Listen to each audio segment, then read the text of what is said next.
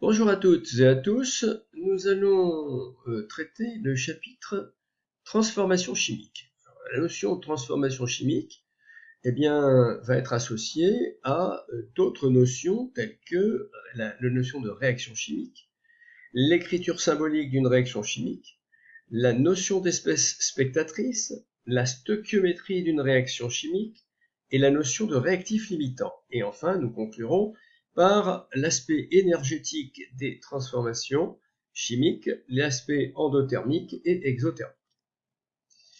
Bien, donc, modélisation d'une transformation chimique.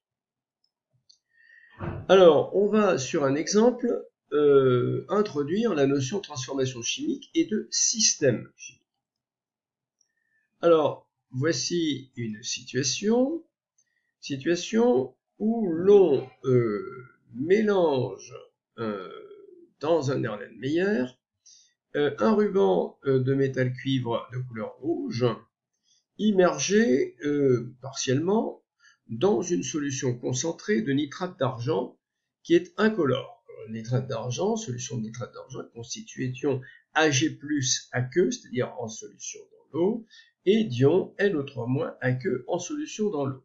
Donc voilà le système chimique, le système dans l'état initial, c'est-à-dire avant l'évolution.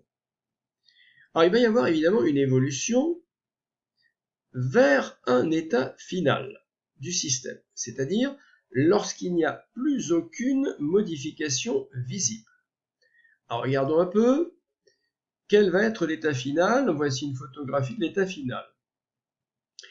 Alors on constate que il y a toujours du métal cuivre rouge dans la partie qui est à l'air libre.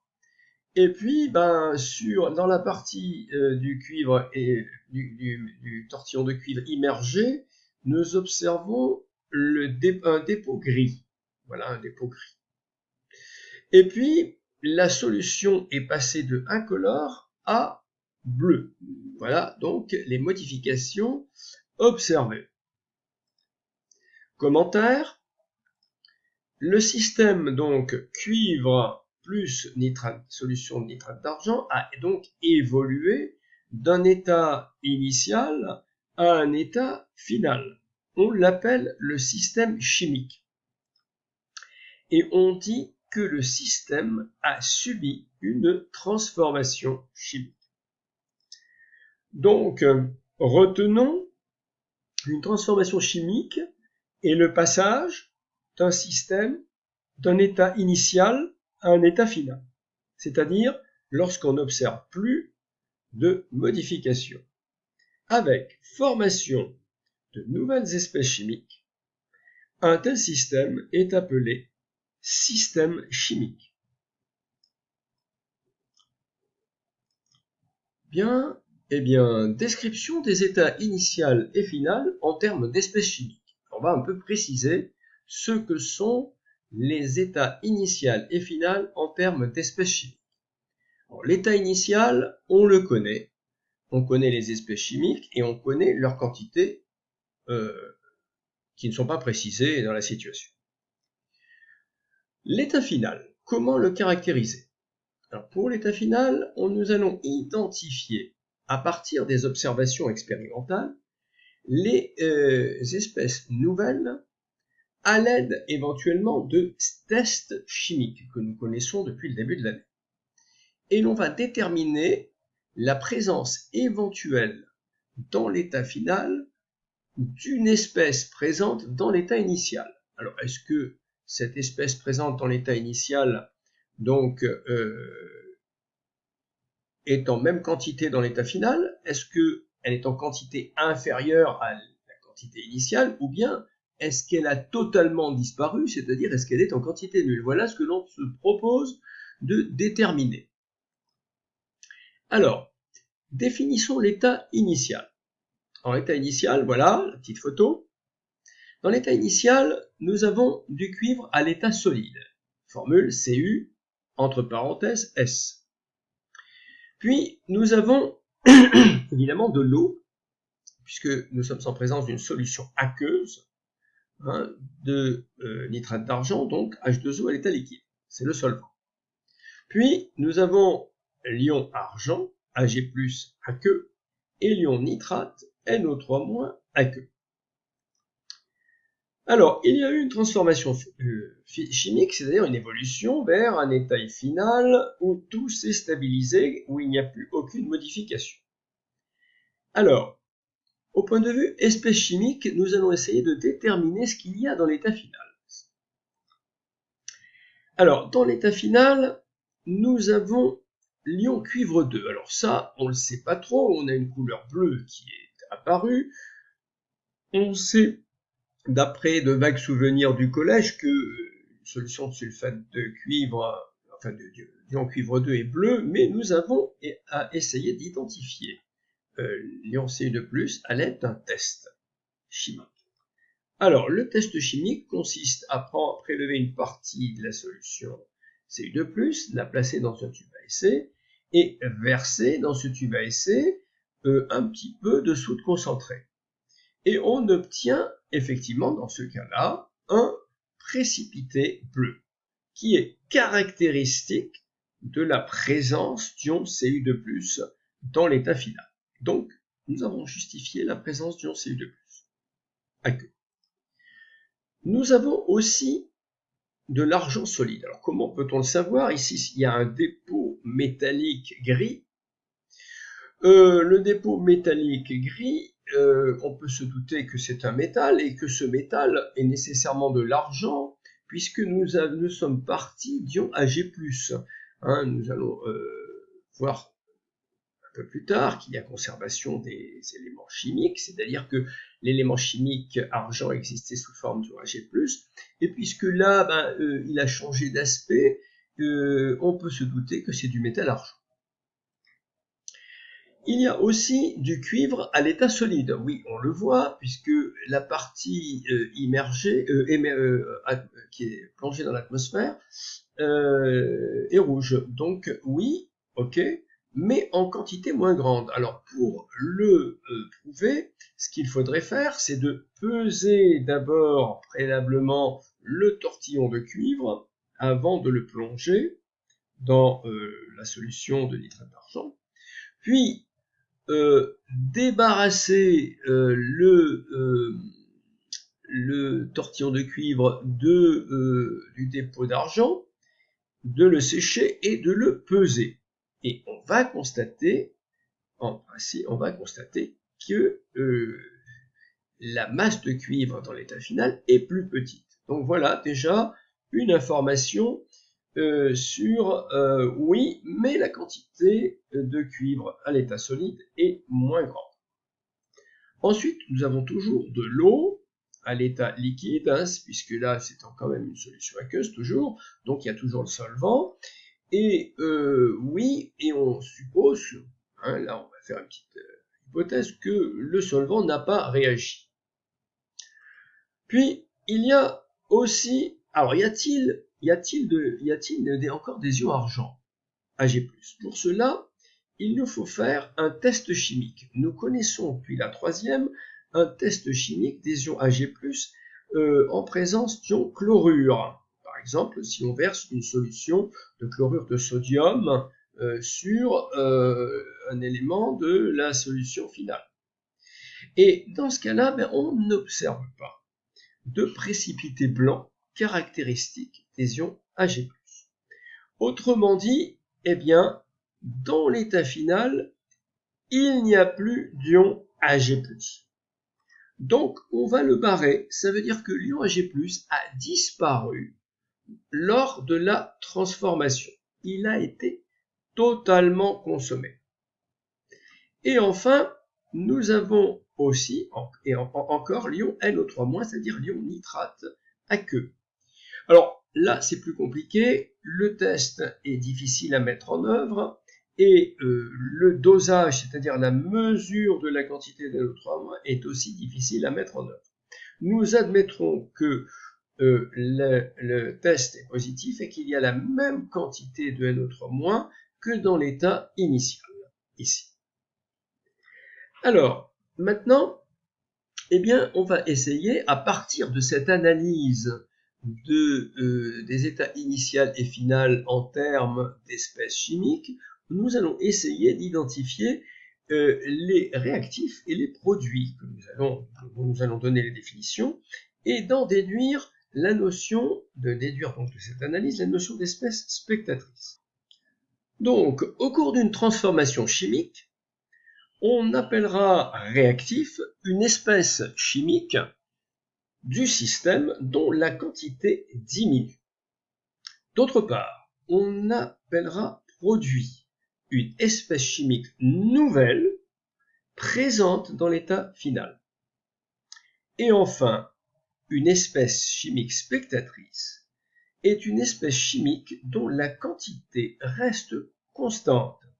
Une espèce spectatrice ne réagit pas. Alors, on peut se demander quels sont les produits. Alors, les produits, eh bien, sont Cu2+ aqueux.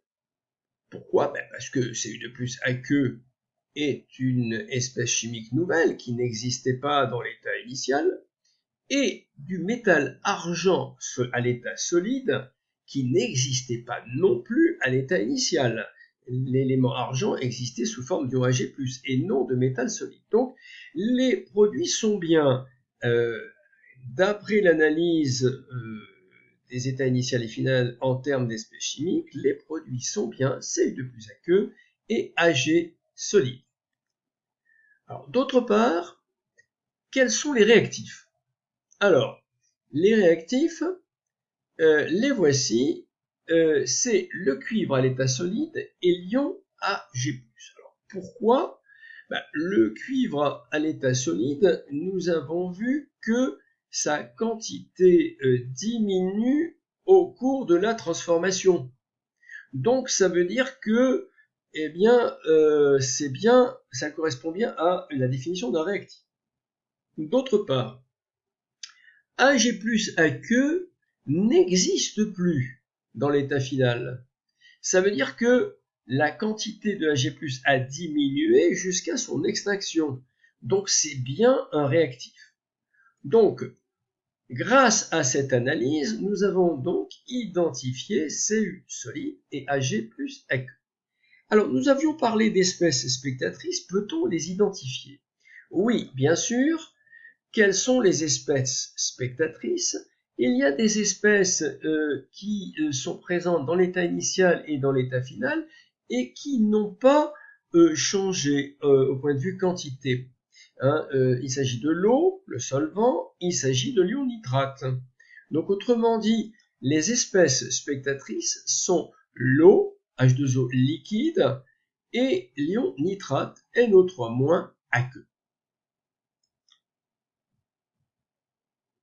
Bien, alors, nous allons essayer de modéliser une transformation chimique par ce que l'on appelle une réaction chimique. Alors, voici les définitions qu'il va falloir retenir.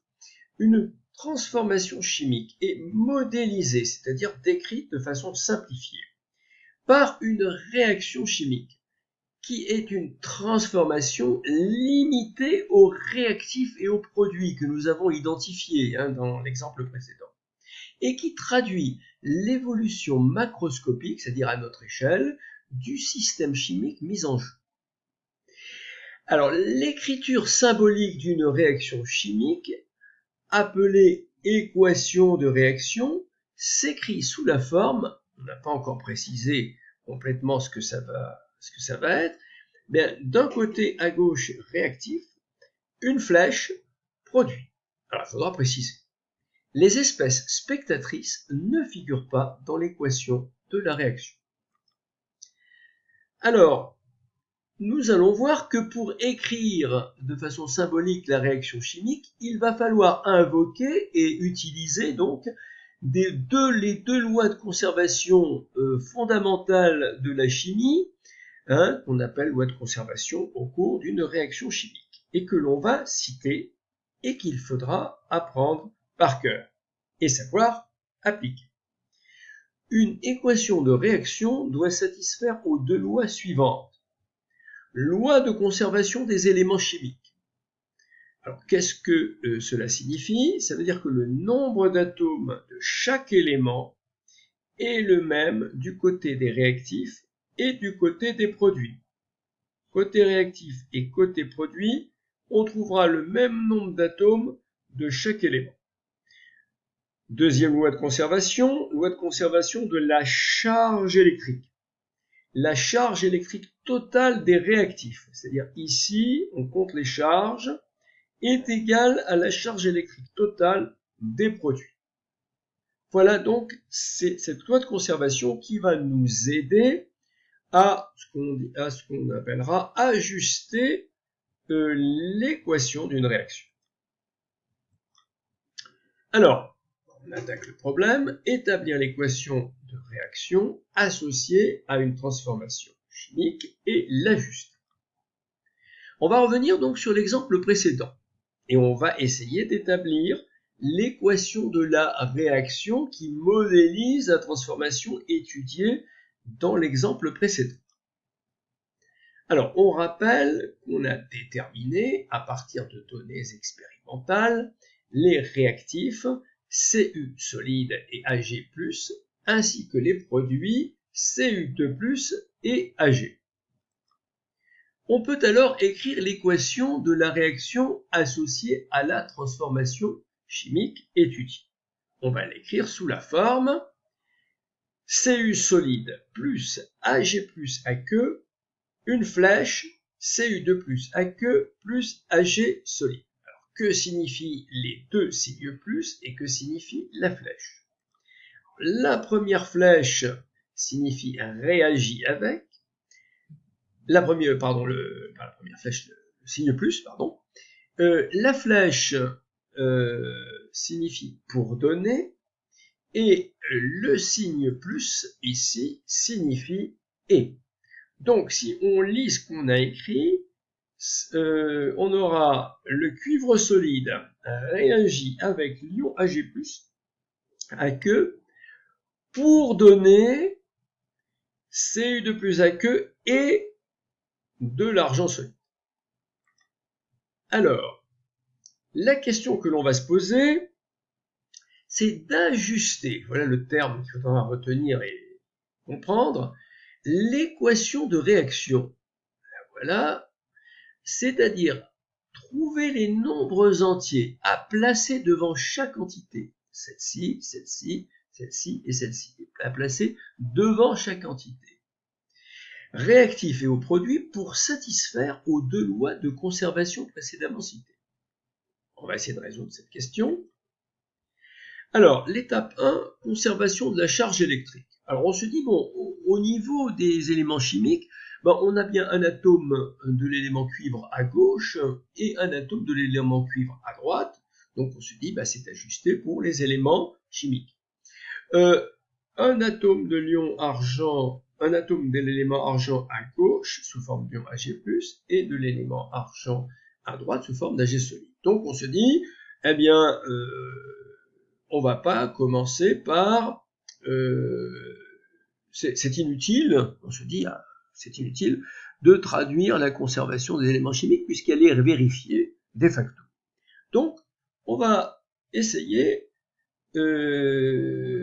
d'appliquer la conservation de la charge électrique. On constate bien que ici, si on fait le décompte des charges électriques dans l'état initial et dans l'état final, regardons ce qui se passe.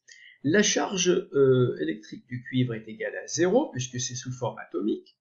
La charge électrique de Ag+, il y en a une, il y a une charge plus seulement.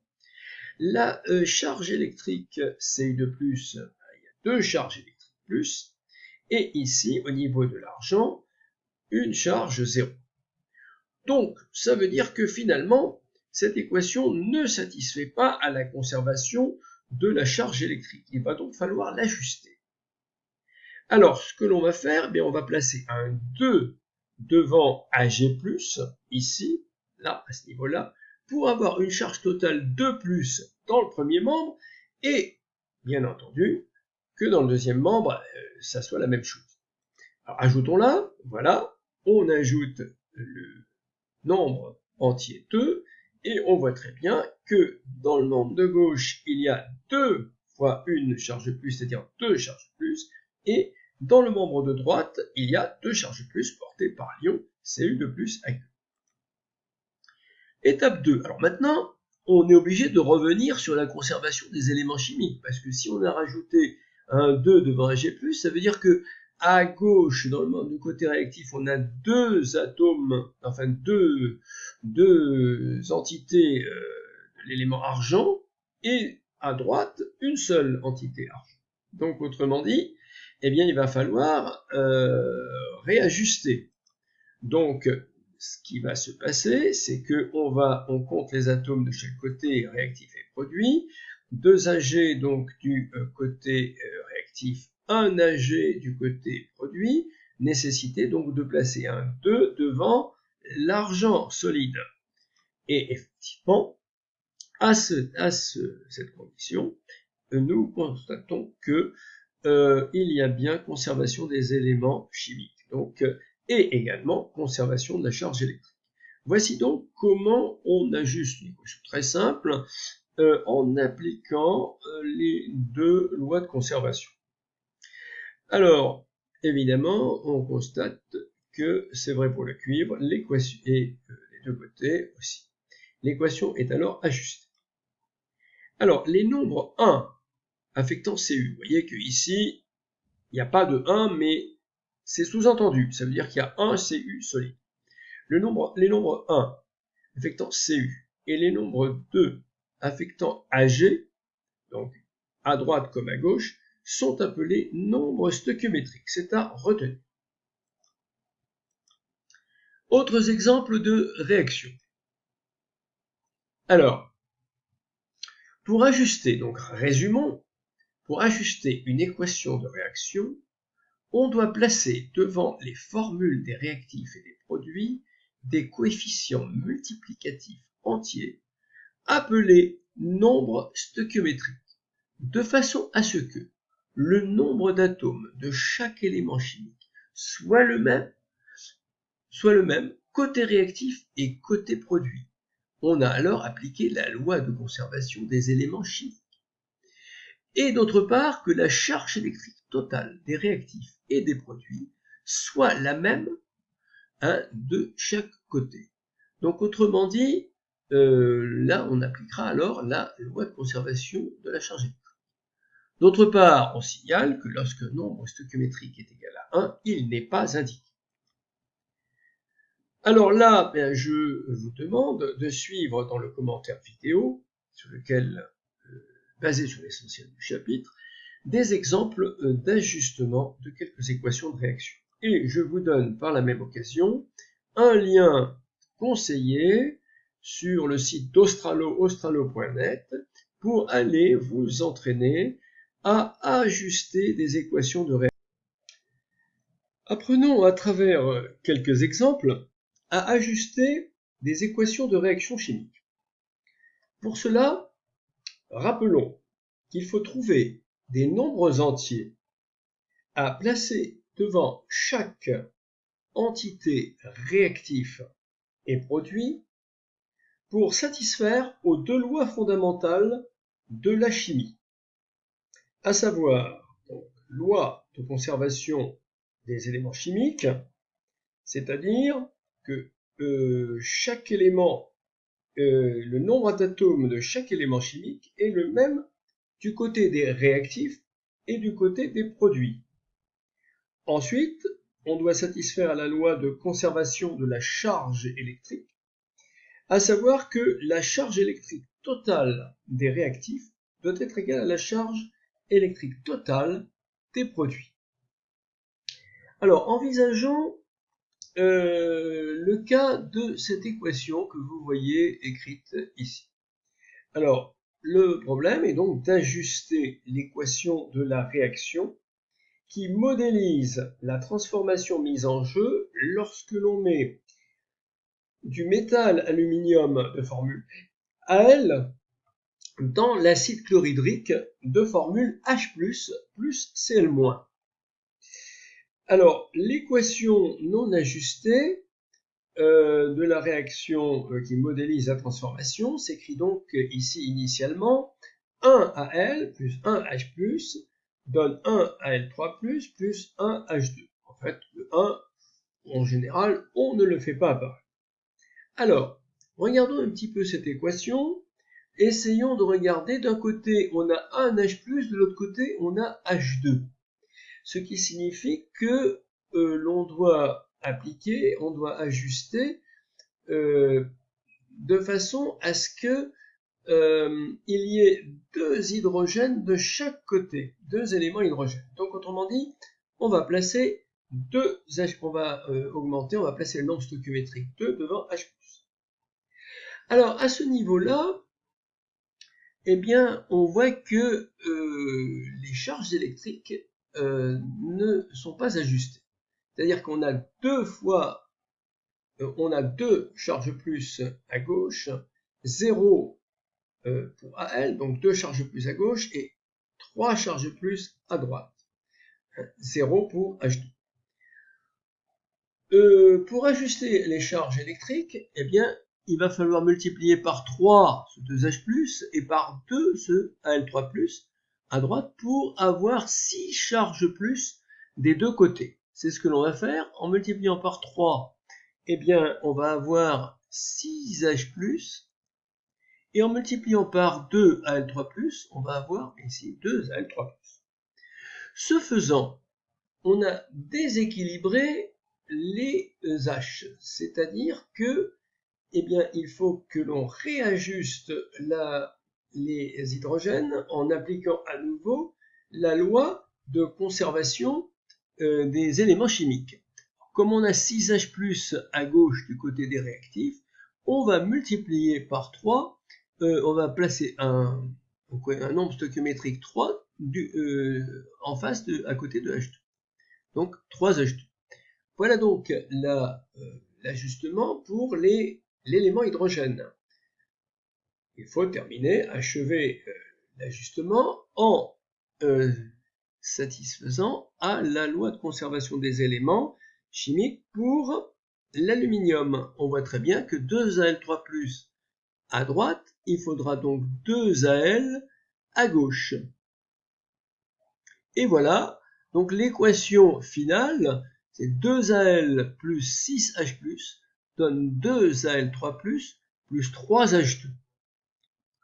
Nouvelle équation chimique à ajuster, c'est l'équation chimique de la réaction entre le sulfure d'aluminium de formule Al2S3 et le chlorure d'hydrogène de formule HCl. Les produits sont le chlorure d'aluminium de formule AlCl3 et le sulfure d'hydrogène de formule H2S. Alors, d'un point de vue charge électrique, les entités réactives qui interviennent ont toutes deux une charge nulle, donc charge nulle dans le clan des réactifs. De même, les entités produits ont également une charge nulle, donc charge nulle dans le clan produit. Par conséquent, la loi de conservation de la charge électrique est de facto vérifiée. Il reste maintenant à ajuster en appliquant la loi de conservation des éléments. Alors, en ce qui concerne l'élément aluminium, dans le membre de gauche réactif, on a 2 atomes d'aluminium. Dans le membre de droite, un seul atome d'aluminium. Donc, il va falloir placer un nombre 2 devant AlCl3. C'est ce que l'on fait. On a bien, dans ce cas-là, 2 Al dans le clan des réactifs, le clan des produits, et 2 Al dans le clan des réactifs. Intéressons-nous maintenant à l'ajustement en ce qui concerne l'élément soufre. Alors, l'élément soufre, à gauche, 3 atomes de soufre, et à droite, un seul atome de soufre. Il va donc falloir placer le nombre 3 devant le sulfure d'hydrogène. 1, 2, 3. Et dans ce cas-là, nous voyons bien que nous avons 3S du côté des produits et également 3S du côté des réactifs. Intéressons-nous maintenant à l'ajustement au niveau de l'élément hydrogène. Alors au niveau de l'élément hydrogène, nous avons ici 3 fois 2, 6, 6 hydrogènes du côté des produits. Il nous faudra donc 6 hydrogènes du côté des réactifs. On va donc ajuster en plaçant un nombre stoichiométrique 6 devant HCl. Ainsi, on aura bien 6H à gauche et 6H à droite. Il nous reste à ajuster l'élément chlore. Alors, l'élément chlore du côté des réactifs, il y en a 6.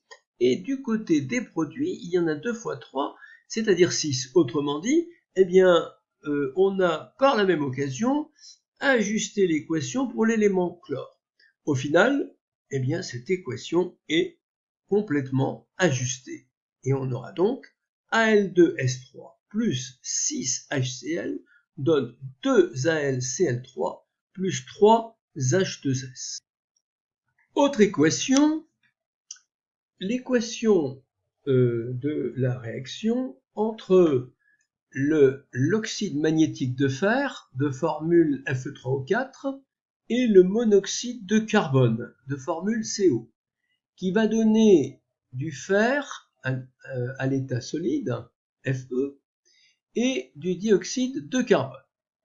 Alors, pour ce qui est des charges électriques, c'est ajusté. En effet, les 4 composés Fe3O4, CO, Fe et CO2 ont tous 4 une charge nulle. Alors, essayons d'ajuster d'un point de vue conservation des éléments chimiques. Alors, on va essayer d'ajuster pour l'élément fer. À gauche, 3 atomes de fer, à droite, un seul. Donc, on va nécessairement multiplier par 3 le symbole du fer. Donc, autrement dit, 1, 2, 3, 3 Fe. Donc, on a ajusté l'équation pour le fer. Alors, pour le carbone, c'est ajusté, puisqu'il y a un carbone d'un côté et un carbone de l'autre, pour CO et pour CO2. Problème, c'est pour l'oxygène, on voit que c'est pas ajusté. 4 plus 1, 5 oxygènes d'un côté et 2 oxygènes de l'autre.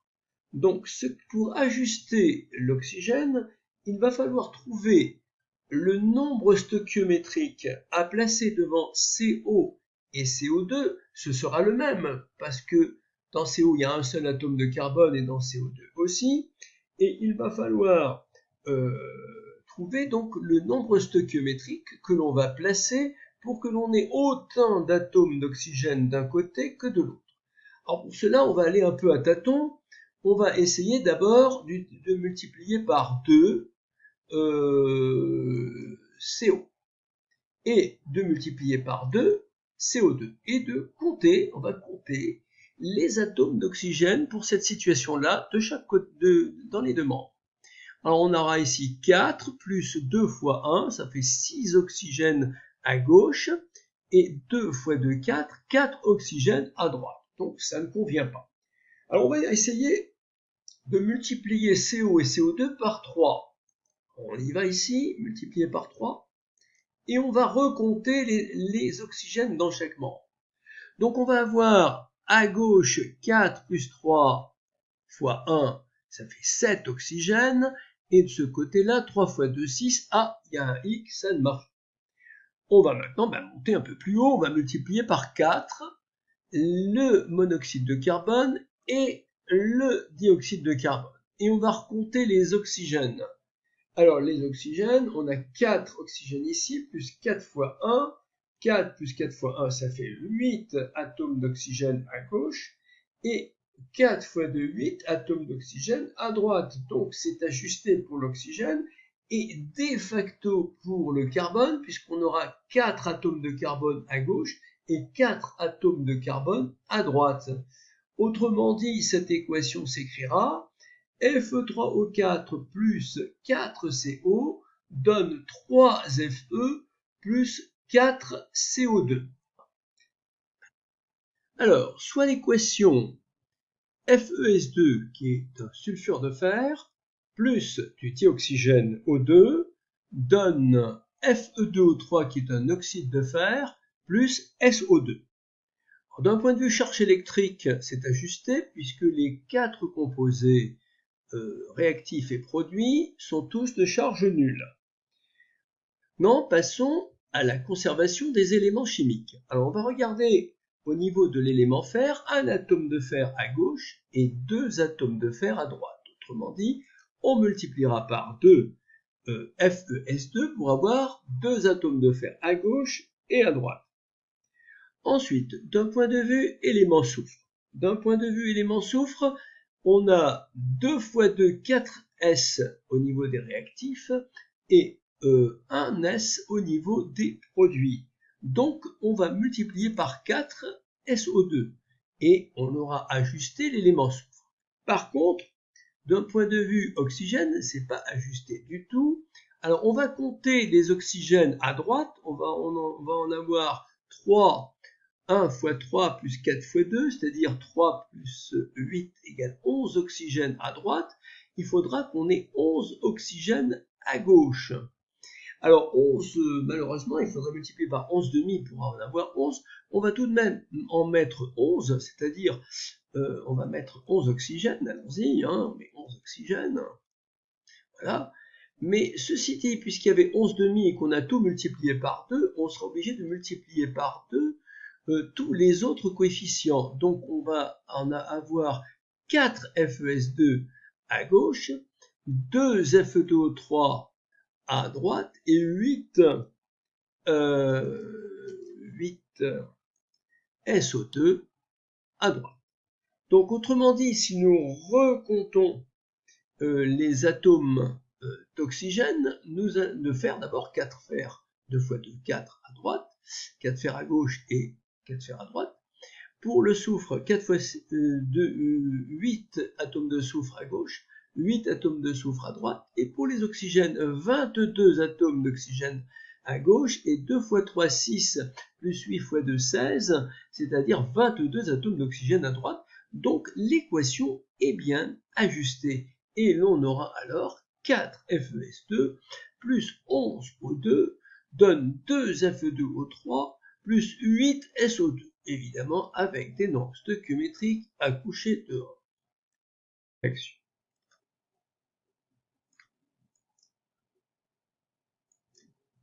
Bien, nous allons aborder la notion de stoichiométrie et les notions de stoichiométrie de réactifs limitants. Alors, commençons par essayer de comprendre ce que signifie stoichiométrie d'une réaction chimique.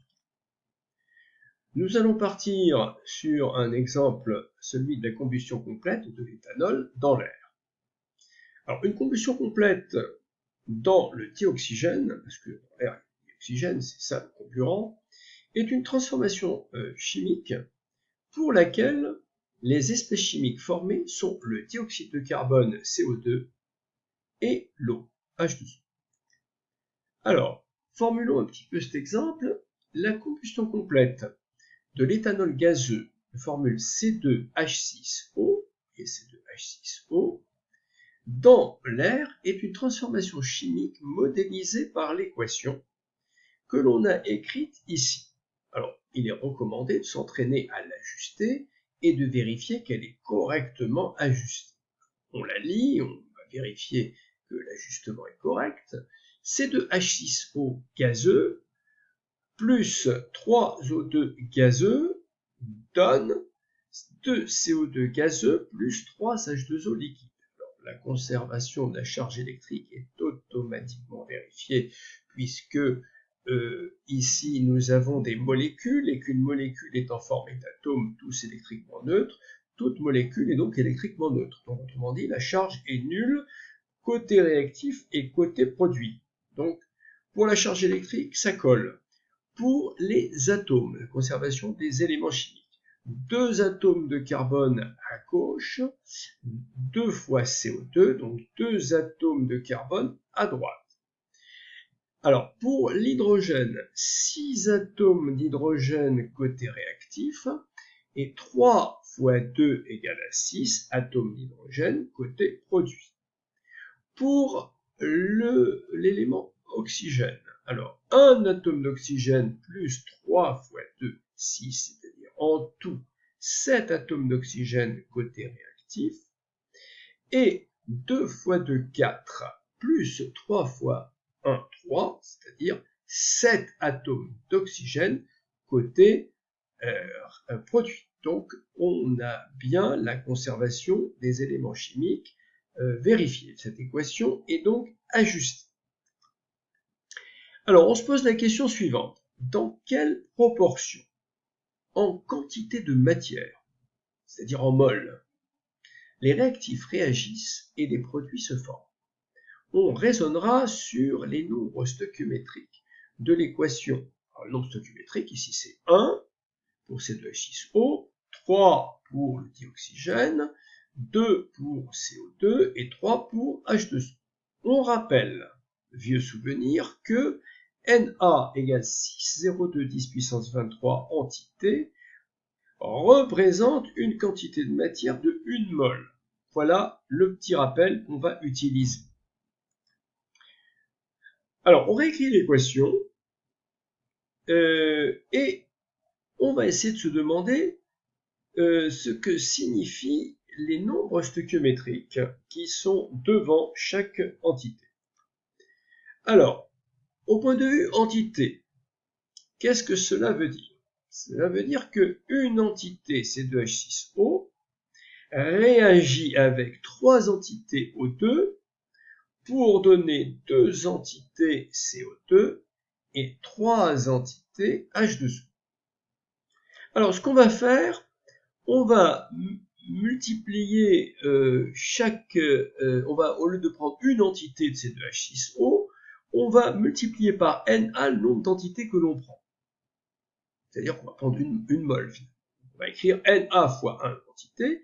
Alors, évidemment, si on multiplie par Na le nombre d'entités C2H6O, ça va réagir avec Na fois 3 entités de dioxygène, pour donner Na fois 2 entités de CO2 plus Na fois 3 entités de H2O. Or, ici, que signifie Na fois 1 entité de C2H6O? Mais ça veut dire qu'il y a une mol de C2H6O, une mol d'éthanol. Na fois 3 entités, ça veut dire 3 moles de dioxygène. Na fois 2 entités de CO2, 2 moles de dioxyde de carbone. Na fois 3 entités de H2O, 3 moles de H2O. Cela veut dire que finalement, on voit que les nombres stoichiométriques entrent en jeu dans les proportions dans lesquelles vont réagir les entités et les produits vont se former. C'est ce qui veut dire que une mol de C2H6O réagit avec 3 mols de O2 pour donner 2 mols de CO2 et 3 mols de H2O. Alors, essayons de multiplier par 3 les quantités, par exemple, on aurait pu multiplier par 4, 5, ce que l'on veut. Alors, ça voudrait dire aussi que 3 fois une mol de C2H6O vont réagir avec 3 fois 3 mols de O2 pour donner 3 fois 2 mols de CO2 plus 3 fois 3 mols de H2O. Alors, au lieu de multiplier par 3, mais on va multiplier par un nombre quelconque les quantités qui réagissent et les quantités qui se forment. Donc on va appeler Z le facteur multiplicatif. Autrement dit, eh bien, cela voudra dire que Z, au lieu d'avoir 3 fois 1, on va avoir Z fois 1 mol de C2H6O, ici, va réagir avec Z fois 3 mols de dioxygène, pour donner Z fois 2 mols de CO2 et Z fois 3 mols de H2O. Alors, ce qu'il faut bien comprendre, c'est que en fait, cette quantité de Z fois 1 mol de C2H6O représente le nombre de moles ou la quantité de matière de C2H6O qui a réagi. De même, Z fois 3 moles de O2 va représenter la quantité de matière de O2 qui a réagi avec l'éthanol. D'autre part, Z fois 2 moles de CO2 va représenter la quantité de matière de dioxyde de carbone formée au cours de la transformation, et Z fois 3 moles de H2O va représenter N, la quantité de matière NH2O formée. Alors comment va-t-on exploiter cela? C'est-à-dire que nous, ce qu'il faudrait savoir, c'est quelles sont les relations entre ces différentes quantités de matière. NC2H6O réagit, NO2 réagit, NCO2 formé et NH2O formé. Essayez de trouver les relations entre ces quantités de matière. Alors comment va-t-on faire? C'est une simple petite opération de proportionnalité. On va tirer, on sait que ici, NC2H6O ayant réagi, c'est Z fois 1. Ce qui veut dire que Z est égal à NC2H6O ayant réagi divisé par 1. Mais si on regarde au niveau de O2, on voit que Z aussi peut se calculer en écrivant Z égale NO2 ayant réagi divisé par 3. Voilà, donc Z est aussi égal à NO2 ayant réagi divisé par 3. De même, si on regarde du côté des produits, Z pourra s'écrire aussi NCO2 formé divisé par 2. Vous voyez ce qu'on a écrit ici. Et de même que Z est égal à NH2O formé divisé par 3. Au final, nous avons affiché les relations qui existent entre les quantités de matière des réactifs ayant réagi et les quantités de matière des produits formés. Alors, on constate donc que les quantités de matière de réactifs ayant réagi, c'est-à-dire ici C2H6O et O2, et de produits formés, sont proportionnelles au nombre stoichiométrique correspondant. C'est ce que l'on appelle la stoichiométrie de la réaction chimique envisagée.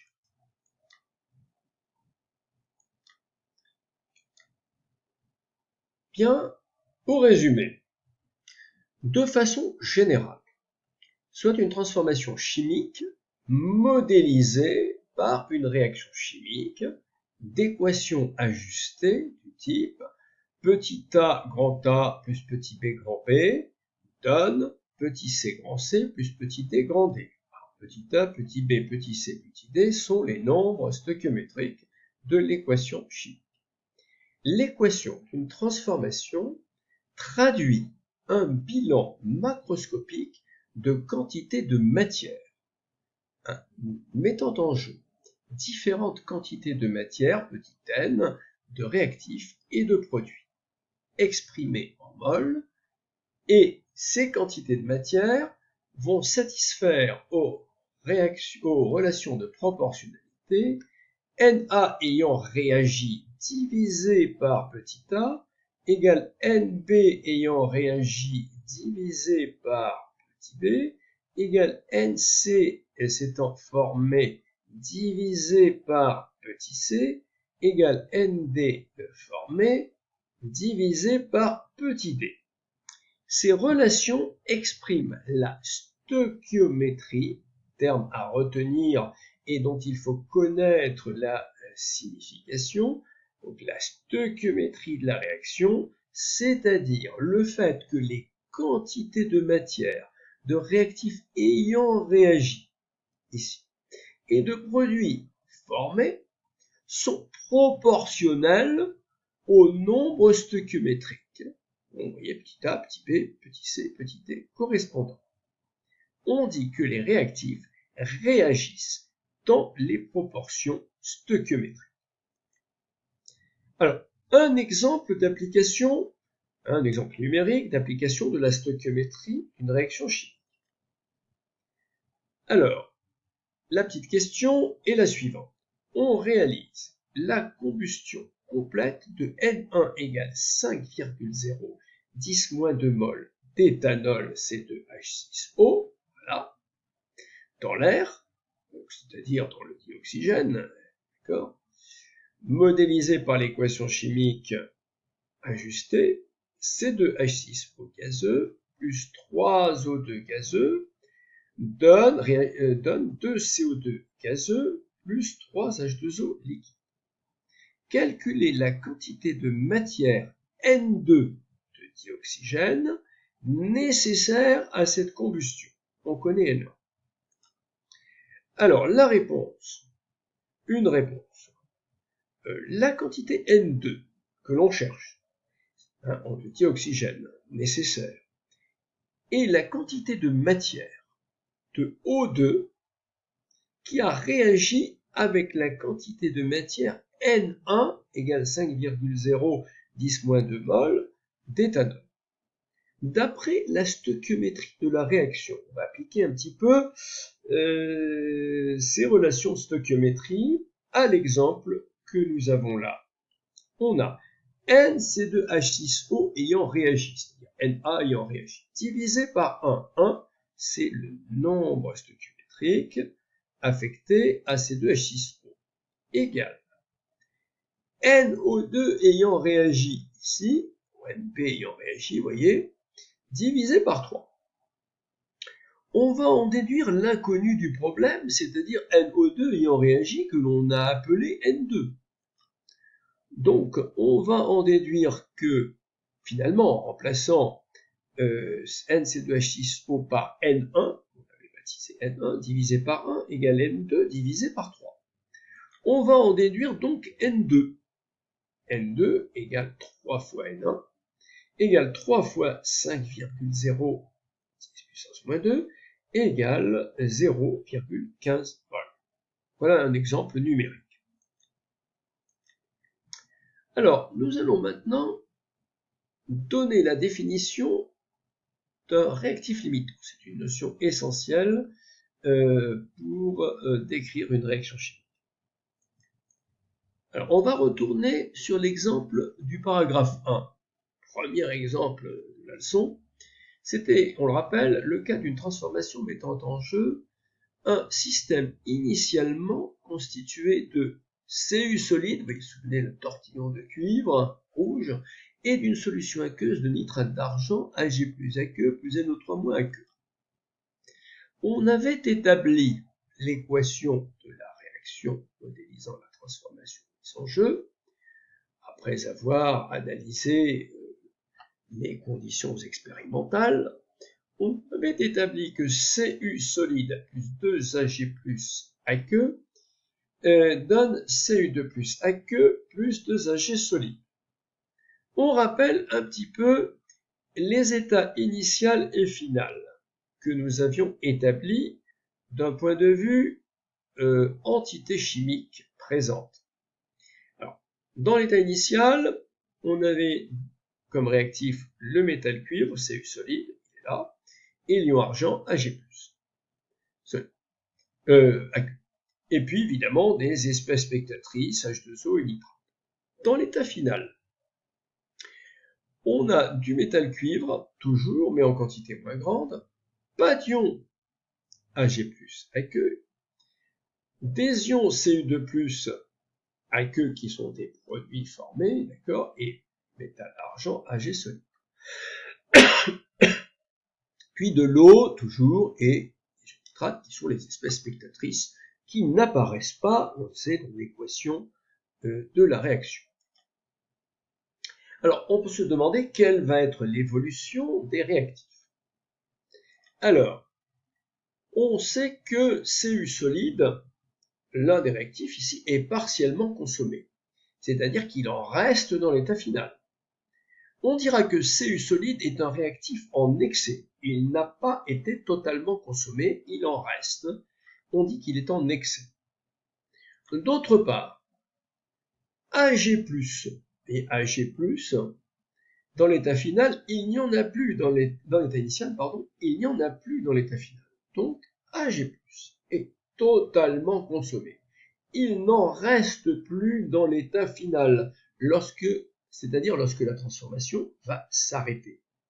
Ag+ aqueux est appelé réactif limitant. Donc, retenons, un réactif limitant est un réactif totalement consommé au cours d'une transformation chimique. Un réactif limitant, c'est lui qui est responsable de l'arrêt de la transformation et n'est pas présent dans l'état final. Il n'y en a plus dans l'état final. Dans une transformation chimique, il peut y avoir plusieurs réactifs limitants.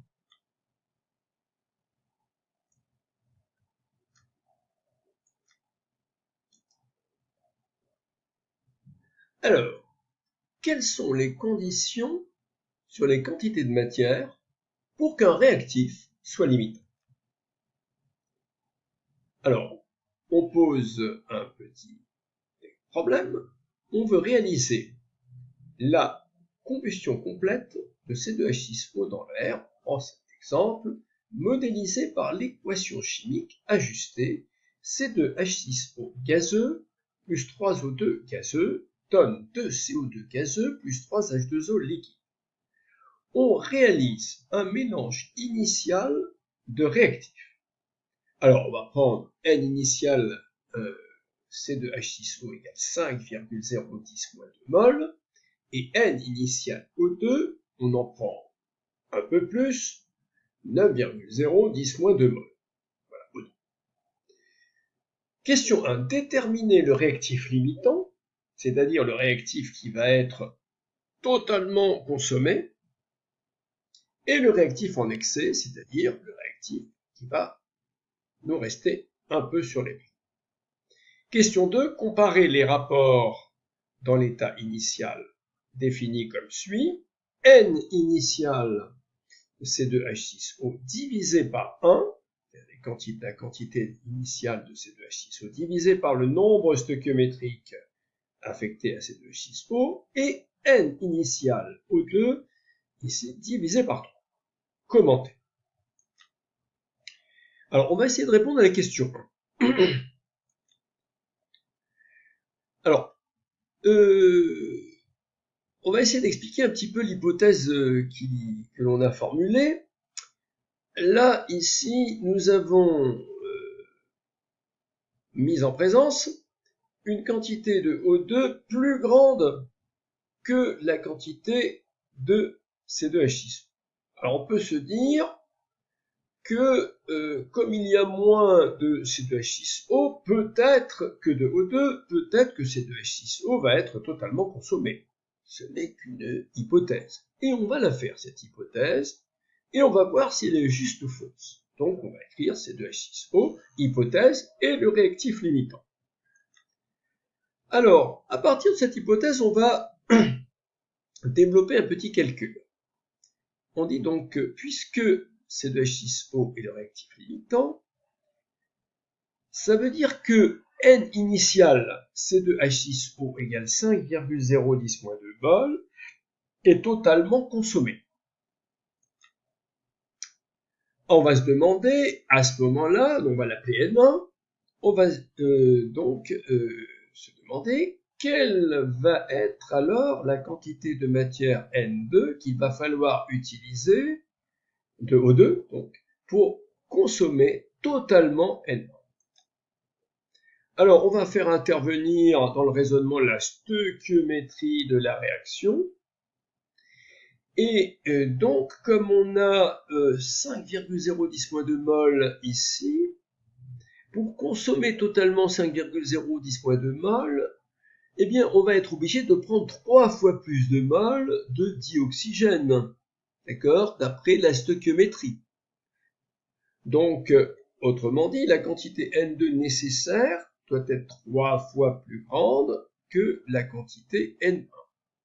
Alors, si on fait le calcul, c'est un calcul qu'on a fait dans un exemple précédent, N2 égale 3 fois N1 égale 15 10-2 mol de O2. À ce niveau-là, donc, on va essayer de comparer à la quantité de matière initiale de O2 que l'on a prise au départ.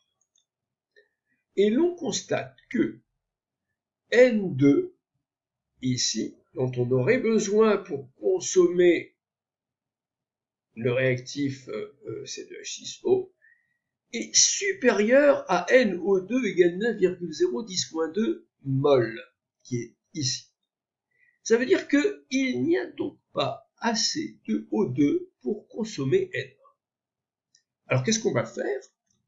Eh bien, on va infirmer l'hypothèse C2H6O est le réactif limitant. Ça veut dire que C2H6O n'est pas le réactif limitant, ce qui signifie que C2H6O est le réactif en excès. Mais que par contre, c'est O2 le réactif limitant. Et ce qui est bizarre, c'est que O2, c'est le réactif qui a la quantité initiale de réactif la plus grande.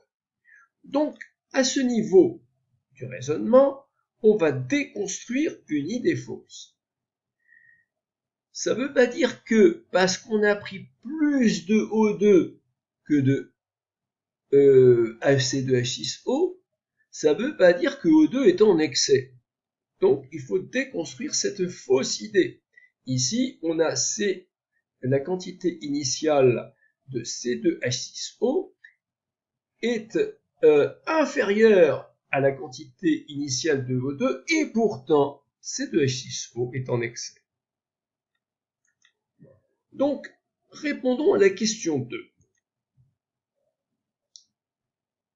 Alors, un petit calcul. Ici, on va essayer de calculer les rapports que l'on a demandés, c'est-à-dire la quantité de matière initiale de C2H6O divisé par 1. Alors, ça vaut combien, ça? Ça vaut 5,010-2, et ici, divisé par 1, c'est-à-dire ça vaut 5,010-2 mol. Maintenant, si l'on calcule le rapport N initial O2 divisé par 3, on va avoir 9,010-2 divisé par 3 et ça va valoir 3,010-2 mol.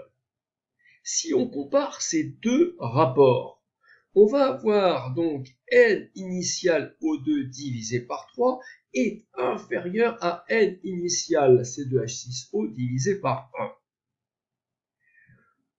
Donc, finalement, comme O2 on a montré que O2 était le réactif limitant, eh bien la condition, le réactif limitant est celui qui a donc finalement le plus petit rapport N initial réactif sur nombre stoichiométrique. Vous voyez que c'est à la condition que le rapport NO2 sur initial sur 3 qui est le plus petit rapport, c'est la raison pour laquelle O2 est le réactif limitant. Alors, on va en déduire une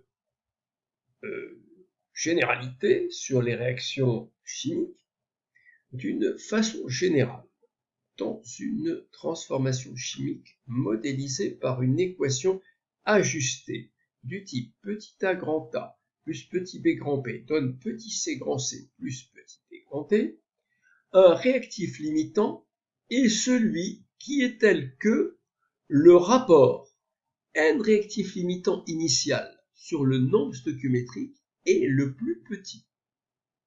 Par exemple, si NB initial divisé par petit b est inférieur à N initial A divisé par petit a, alors grand B est le réactif limitant. Même s'il est en quantité plus grande que grand A, il peut être le réactif limitant. C'est cette idée qui est à déconstruire.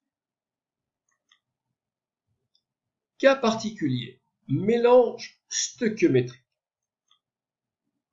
Alors, un mélange stoichiométrique est un mélange tel que les quantités de matière de réactifs dans l'état initial sont mélangés dans les proportions des nombres stoichiométriques. C'est-à-dire qu'à ce moment-là, on aurait n initial A, par exemple, divisé par B est égal à n initial B divisé par n initial B divisé par B égale n initial A divisé par A. Ça voudrait dire que les réactifs A et B sont mélangés dans les proportions stoichiométriques, ce qui n'était pas le cas ici dans l'exemple précédent. Ainsi, dans un mélange stoichiométrique, tous les réactifs sont limitants et ne sont donc plus présents dans l'état final.